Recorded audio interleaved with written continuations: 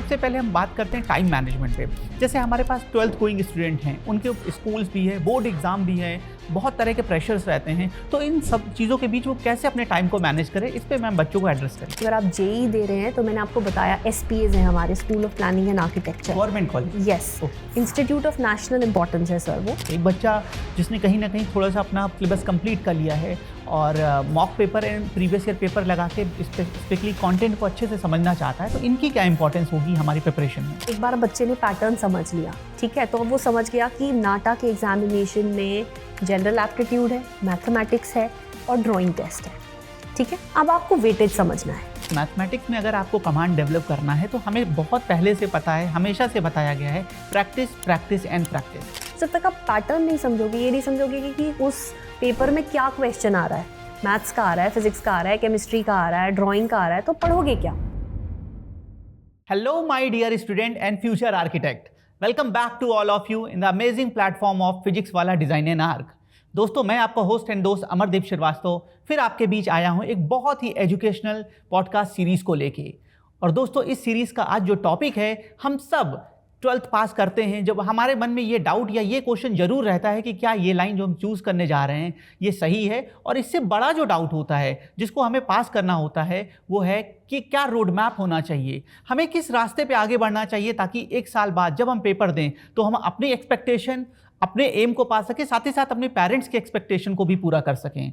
तो दोस्तों, आज के सीरीज का हमारा टॉपिक है road map of different architect exam, road map of success, कि इन एग्ज़ाम्स में कैसे हम सक्सेस पा सकते हैं, इन एग्ज़ाम में कैसे हम अपने टाइम को मैनेज करें, सब्जेक्ट को मैनेज करें, अब वो हम 12th के साथ हों या हम पास आउट में हों, तो कैसे हम इन सारी चीज़ों को मैनेज करके एक साल बाद पेपर देने जाएं तो हम फुल ऑफ कॉन्फिडेंस के साथ हों और एक बहुत बेहतर रिजल्ट निकाल पाएँ।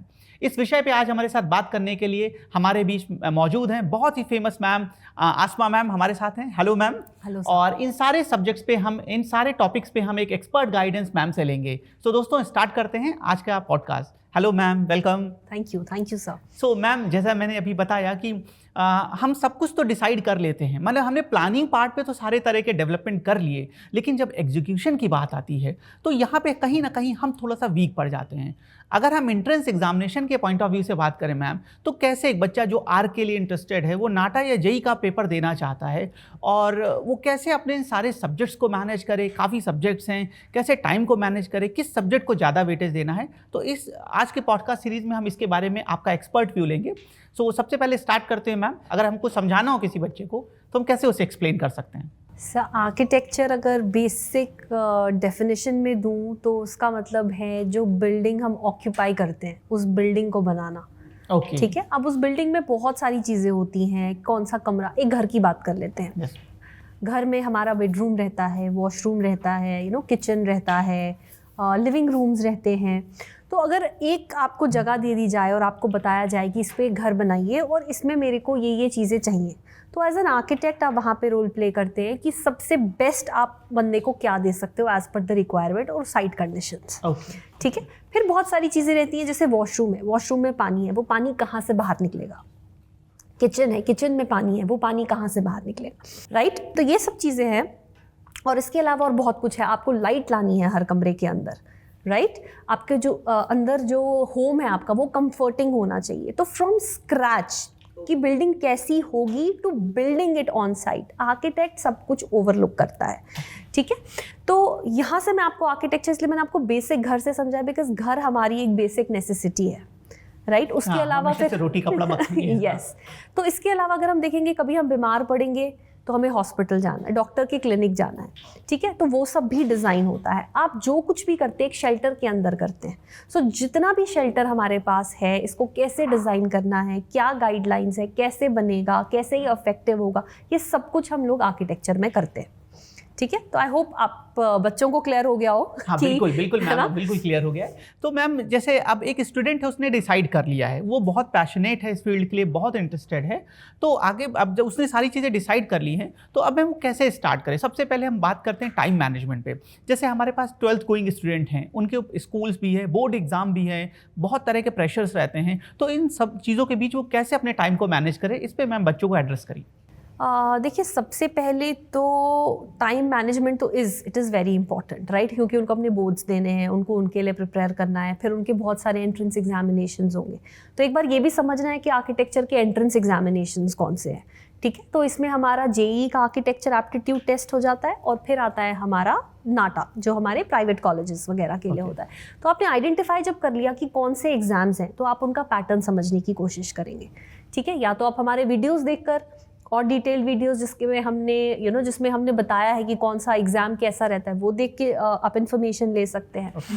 एंड उसमें आप क्या करोगे, once you know the pattern of the examination, आप प्रीवियस ईयर क्वेश्चन पेपर्स निकालोगे, आप थोड़े मॉक पेपर्स करोगे, आप अपने आप को एक टाइम कंस्ट्रेंट दोगे। ओके, कि अगर पेपर 3 घंटे का है तो मैं घर पे बैठ के भी अगर वो पेपर कर रहा हूँ तो 3 घंटे में ही करूँगा। गए नहीं कि 6 घंटे लगा के पेपर दे रहा हूँ मैं, घर पे, क्योंकि कोई टाइम नहीं है, कुछ सबमिशन नहीं है। सो आप अपने आप को उन सिचुएशंस में रखिए, एक्चुअल कंडीशंस में रखिए जो एग्ज़ाम में होते हैं।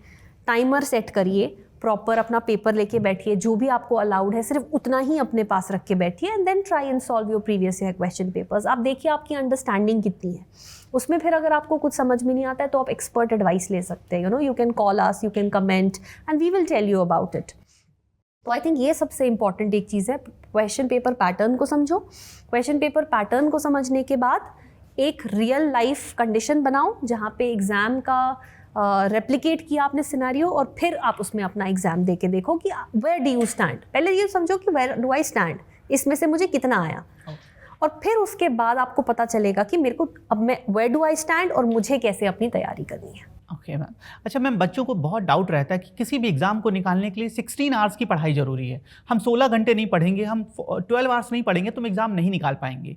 और स्कूल गोइंग स्टूडेंट के साथ ये बहुत चैलेंजिंग रहता है कि उनका ज़्यादातर टाइम स्कूल्स में ही कहीं ना कहीं यूज़ होता है। correct, तो वो बचे हुए टाइम में कैसे मैनेज करें ताकि उनका कॉन्फिडेंस, उनका मोटिवेशन भी बना रहे, और वो ऐसी पढ़ाई करें जिससे जब वो साल के एंड में अपने पेपर के टाइम पे पेपर देने जाएँ तो कॉन्फिडेंस और सब्जेक्ट नॉलेज दोनों बहुत हाई हो। तो यहाँ पे स्कूल गोइंग स्टूडेंट के लिए कुछ स्पेशल मैम कैसे मैनेज किया? स्कूल गोइंग स्टूडेंट, देखिए बहुत सारी, एक बार बच्चे ने पैटर्न समझ लिया, ठीक है, तो अब वो समझ गया कि नाटा के एग्जामिनेशन में जनरल एप्टीट्यूड है, मैथमेटिक्स है और ड्राइंग टेस्ट है, ठीक है। अब आपको वेटेज समझना है कि मैथ्स का पोर्शन कितना है, ड्राइंग का पोर्शन कितना है, मेरा जनरल एप्टीट्यूड कितना है।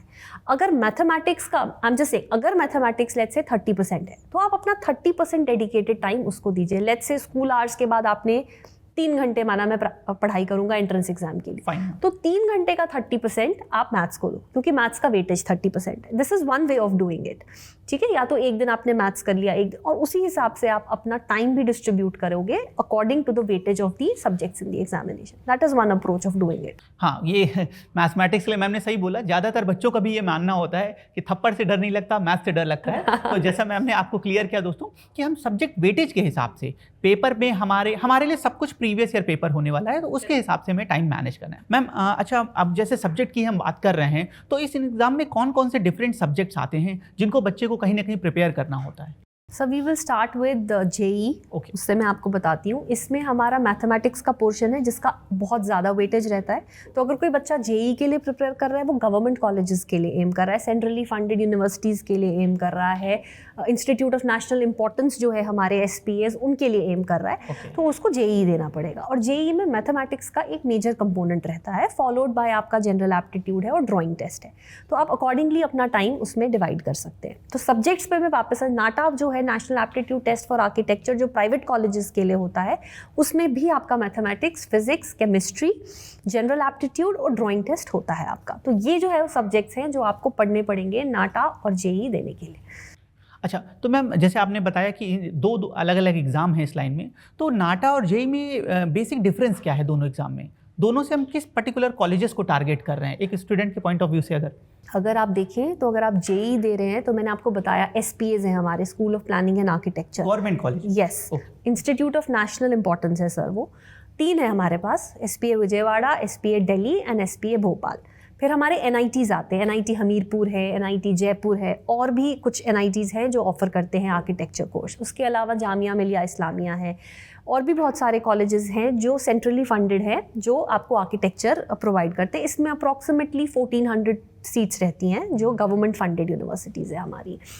और फिर आता है नाटा, जिसमें प्राइवेट कॉलेज में एडमिशन मिलता है। प्राइवेट कॉलेजेस में बेस्ट में Sushant school of art and architecture माना जाता है, आपका चंडीगढ़ कॉलेज ऑफ आर्किटेक्चर आता है, उसके अलावा और भी छोटे बड़े स्कूल्स हैं आर्किटेक्चर के, जैसे मैंने LPU से पढ़ा है ना architecture.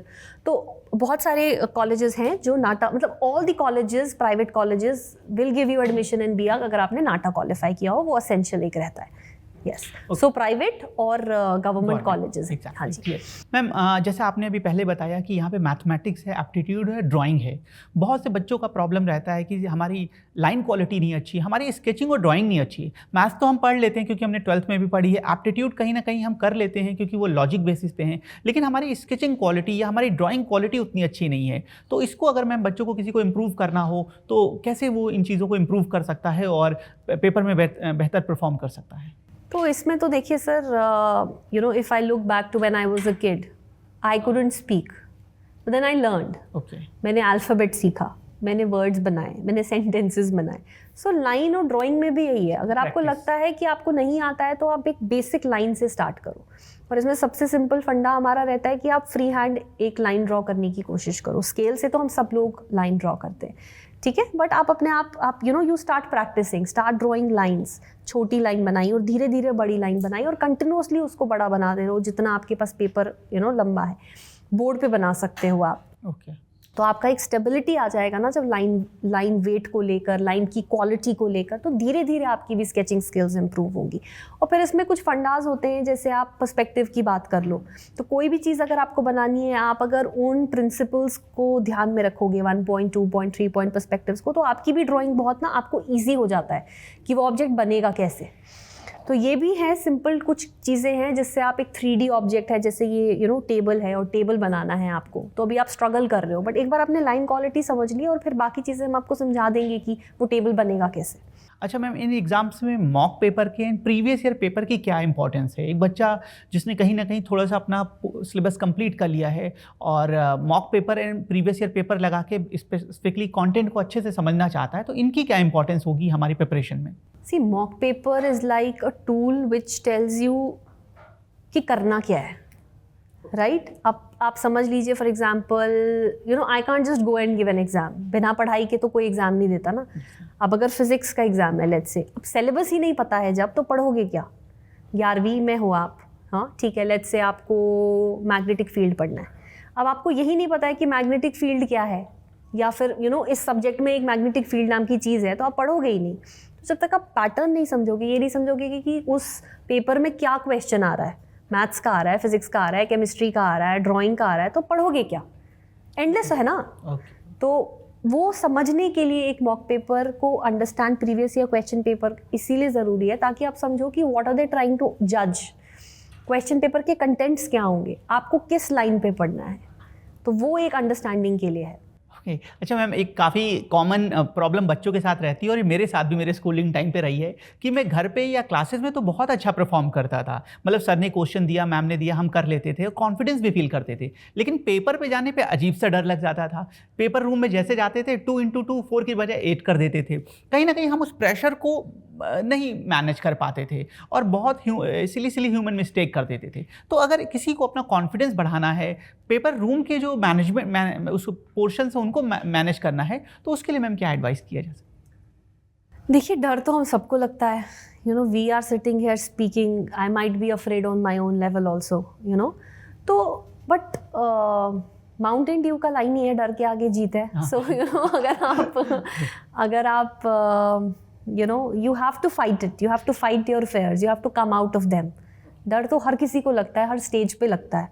When I was a kid and I appeared for NATA, मुझे भी डर था कि पता नहीं क्वालिफाई होगा, नहीं क्वालिफाई होगा, क्या होगा, but there is always a chance. NATA तो साल में 3 बार हो रहा है आजकल, तो टेंशन की there's no need to stress about it. अगर आप रिलैक्स करोगे, काम माइंड से जाओगे, तो चांसेस बेटर है आपके क्लियर करने के, क्योंकि जो चीज़ आपको आती है डर से वो भी भूल जाएगी। So try doing some meditation, try doing some yoga if it can help you, do some deep breathing exercises अगर वो सब आपको हेल्प करता है। नहीं करता है तो go out, into the nature, शायद वहाँ पे आपको थोड़ा सा सुकून मिल जाए। तो आपको you have to find your hobbies, अपना माइंड भी डाइवर्ट करना है। Examination is not the end of the world. Ma'am, जैसे आपने अभी बताया कि मैथमेटिक्स एक बहुत इंपॉर्टेंट कंटेंट है जेई पेपर 2 का, तो कोई स्टूडेंट्स है जिसे मैथमेटिक्स पे कमांड डेवलप करना है, तो क्या डिफ़िकल्टी के इसमें क्वेश्चंस आते हैं? क्या वो एकदम सिमिलर जेई मेंस के होते हैं? क्या क्या इसमें डिफ़िकल्टी के क्वेश्चंस हैं, और एक स्टूडेंट कैसे अपने मैथमेटिक्स के पोर्शन को जेई पेपर 2 के पॉइंट ऑफ व्यू से मास्टर्स कर सकता है? ओके सर, सो इसमें अगर हम देखें जेई में हम लोग when we go for architecture exam also, उसमें जो आपने 12th में मैथ्स करा होता है तो वही उसी पे आपको ज़्यादा फोकस करना है। उसके अलावा उसके आगे पीछे बाहर उससे कुछ भी नहीं है। Rest, you are an expert in mathematics and reasoning, आप भी थोड़ा सा रोशनी डालिए इस पे, सवाल में जवाब भी दे दीजिए आप। जैसे मैम ने बताया बच्चों की मैथमेटिक्स में अगर आपको कमांड डेवलप करना है तो हमें बहुत पहले से पता है, हमेशा से बताया गया है, प्रैक्टिस प्रैक्टिस एंड प्रैक्टिस। सिर्फ यही एक मूल मंत्र है। हम कहीं ना कहीं रोज़ डिसिप्लिन बेसिस पे, रेगुलर बेसिस पे अगर किसी कंटेंट की प्रैक्टिस कर रहे हैं, मैथ के किसी भी टॉपिक हो, वो हमारे 12th की कोई भी मैथमेटिक्स का टॉपिक हो सकता है, अगर हम रेगुलर बेसिस पे प्रैक्टिस कर रहे हैं तो कहीं ना कहीं अपने सब्जेक्ट नॉलेज को इम्प्रूव करते हैं और अपने कॉन्फिडेंस को इम्प्रूव करते हैं। इसके साथ साथ जैसा मैम ने भी पहले बताया था दोस्तों, mock paper and previous year paper, ये हमारे लिए बहुत इंपॉर्टेंट होते हैं क्योंकि हमें real difficulty, real paper pattern का आइडिया इससे होता है। तो मुझे लगता है एज अ स्टूडेंट, अगर आप अपने एग्ज़ाम निकालना चाहते हैं, एक बेहतर रैंक पाना चाहते हैं, तो आपके सबसे क्लोज, आपके सबसे बेस्ट फ्रेंड अगले पूरे 1 ईयर के ड्यूरेशन के लिए आपके mock paper and previous year paper होने वाले हैं। सो मैम, जैसे अभी हमने जेई की मैथ के बारे में बात किया, ऐसे नाटा की मैथ के बारे में, नाटा की मैथ में किस लेवल के क्वेश्चंस आते हैं और बच्चे कैसे इस सब्जेक्ट को मास्टर कर सकते हैं? नाटा ज़्यादा फोकस करता है आपकी 10th लेवल के मैथ्स पे, वो आपको 11th और 12th के मैथ्स पे जज नहीं करता है। तो आपके वहाँ पे बेसिक कंसेप्ट्स जो होते हैं, जो आपने 10th में सीखे होते हैं, वहीं पर वो that is what has to be honed. आप उन्हीं पे ज़्यादा फोकस करिए नाटा एग्ज़ाम अगर आपको देना है तो। सो दोस्तों, आई होप आपके सारे पॉइंट्स, सारे डाउट्स हम लोगों ने इस पॉडकास्ट में एड्रेस किए होंगे। एक बार मैं पूरे कंटेंट को समअप कर देता हूं, जैसा मैम ने हमें अपना एक्सपर्ट व्यू दिया कि हमें कहीं ना कहीं टाइम मैनेज करके चलना है, टाइम मैनेजमेंट की है। Mock paper and previous year paper को बहुत इंपॉर्टेंस देनी है, उससे हमेशा कांटेक्ट में रखना है। और जहाँ भी अगर हम स्केचिंग पार्ट पे बात करते हैं तो जैसा मैम ने बताया, हमें अपनी बेसिक यूनिट्स को बहुत इंप्रूव करना है, हमें अपनी लाइन क्वालिटी को इंप्रूव करना है, और उसी लाइन क्वालिटी से इंप्रूव करके हम आगे चल के बड़े बड़े ऑब्जेक्ट्स बना सकते हैं। करेक्ट। साथ ही साथ जैसा मैम ने बताया, एप्टीट्यूड का पार्ट भी आता है और इसमें कहीं ना कहीं ड्राइंग का पार्ट भी रहता है। तो हमें सारे सब्जेक्ट्स को उसके प्रोपोर्शनेट वेटेज के हिसाब से, जैसे 30%, मान लीजिए अगर 30% मैथ किसी एग्जाम में आ रही है तो उसी प्रोपोर्शनेट बिहेव में हमें उस सब्जेक्ट को फोकस करते हुए स्टडी करना चाहिए। इससे हम अपने प्रिपरेशन एंड में जब पेपर रूम में जा रहे होंगे तो हम एक बेहतर सब्जेक्ट नॉलेज के साथ, कॉन्फिडेंस के साथ अप्रोच कर सकते हैं पेपर। ओके दोस्तों, इसी तरह के एजुकेशनल पॉडकास्ट में हम लोग आगे भी मिलते रहेंगे। आपके सारे डाउट्स को यहाँ पे हम लोगों ने एड्रेस किया होगा। अगर कोई डाउट है आप प्लीज़ उसे कमेंट करें, हम लोग फर्दर उसमें डिटेल वीडियो आपके सामने लाते रहेंगे। Thank you. Thank you.